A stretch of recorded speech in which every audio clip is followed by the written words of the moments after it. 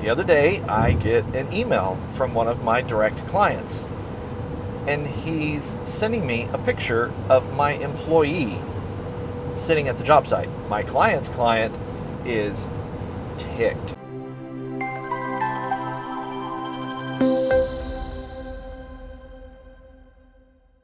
How are you showing up to your service calls? You know, it actually does matter. If you don't know me, I'm Michael. I'm with Field Tech Academy. I'm driving while sharing this with you, so I won't be able to focus on the screen. I hope you understand. I wanted to share a little experience with you that I had with one of my technicians that works for me. When I hire a technician, I have an entire procedures document and training guide that I walk them through. I try to go through everything right up front so that I don't answer 50 million questions through the first month or two of hiring a technician. One of the things I always teach my technicians is that you always wear a collared shirt, or at least some sort of button-up or something that is not a t-shirt. No logos, no text. How you dress says something to the end user. If you're a new technician, you especially need to dress for what you're presenting. You dress for the job you want.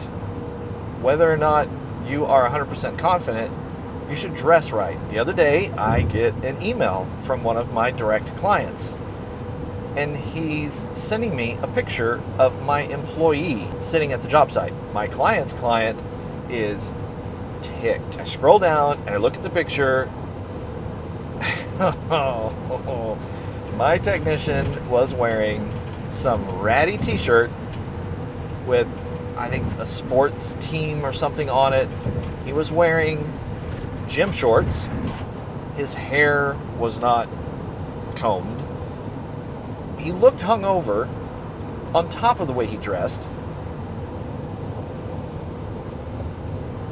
Definitely not the image we want to present to end users. That says, I'm not prepared. It says, I don't care. I'm not professional.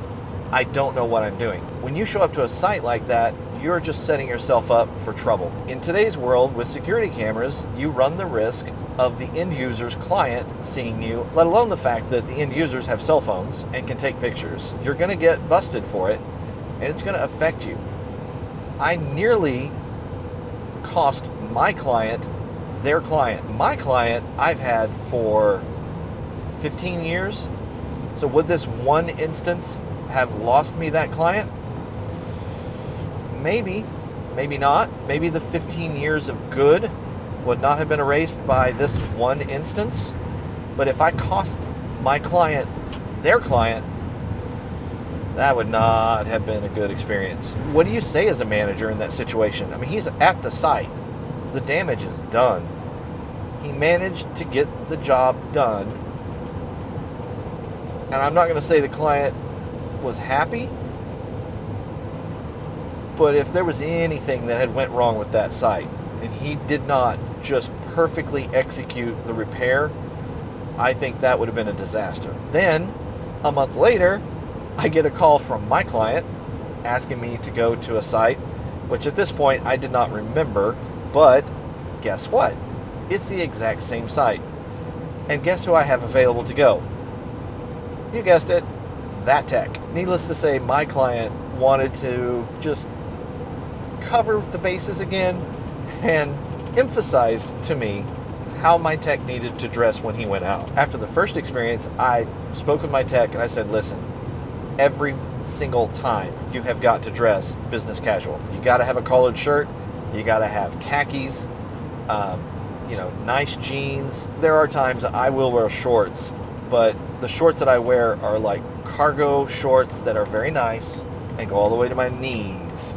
So I'm not wearing some athletic shorts, but you've really got to look at your work order and the site you're going to. Projecting professionalism, to me, is very, very important, and I think it will help you to have more success in the field. Hope you got value out of this. If you did, like the video, subscribe to the channel, and as always, let's get you out in the field making money.